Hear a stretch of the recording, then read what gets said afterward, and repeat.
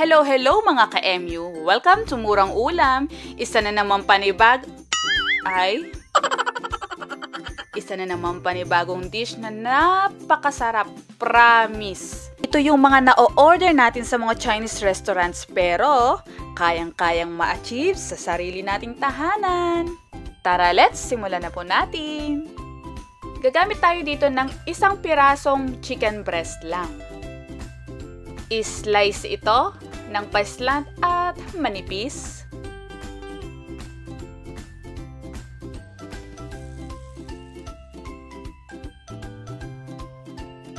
Ilagay sa malinis na bowl. Timplahan natin ng konting asin. Isang kutsarang toyo.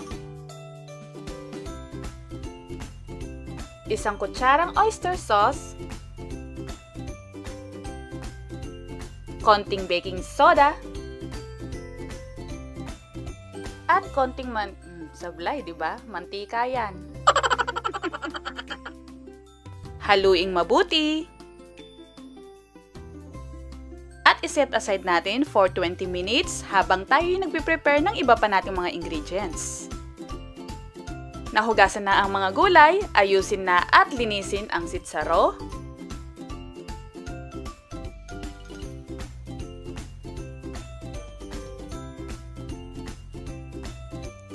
Carrot. Gawin natin tong flower shape.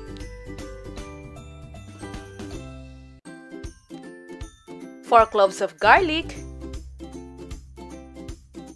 At mushroom. Oyster sauce at toyo. At ang ating minarinate na chicken.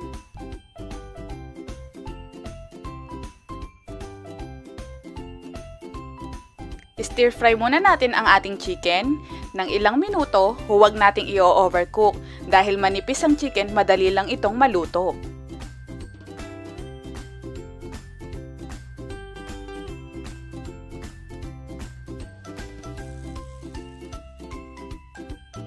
Next, maglagay ng konting mantika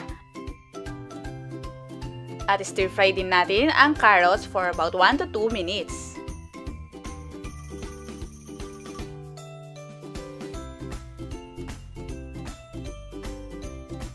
Ilagay ang bawang. Hindi ko inuna sa paggisa ang bawang para hindi masunog.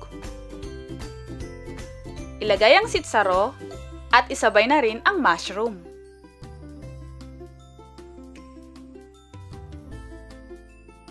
Haluin lamang to for 2 minutes.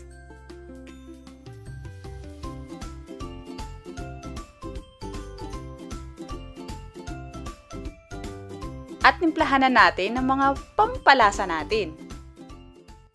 Ilagay na ang toyo, oyster sauce,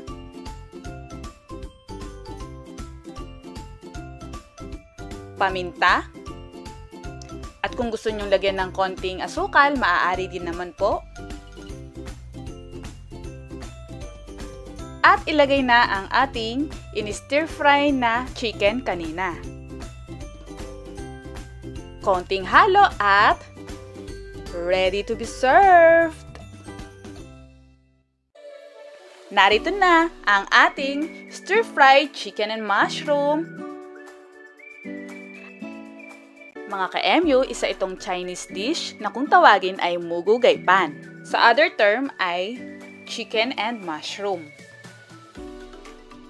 Meron silang mga ginagamit na iba pang mga sangkap tulad ng chestnuts, Chinese cooking wine. Pero since tayo yung mga Pinoy, ay wala lahat ng sangkap na meron sila. So, ang ginawa ko ay niluto ko siya sa version na kaya nating mga Pinoy.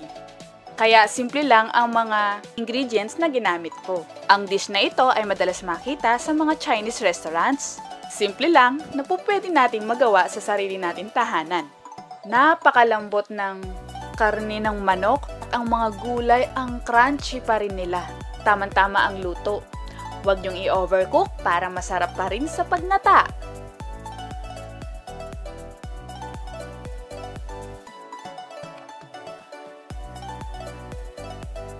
Mga ka-MU, palambing naman po. Sana po suportahan nyo ang isa pa naming channel ng aking mister sa YouTube at Facebook. Isa itong comedy skit naming mag-asawa. Salamat po!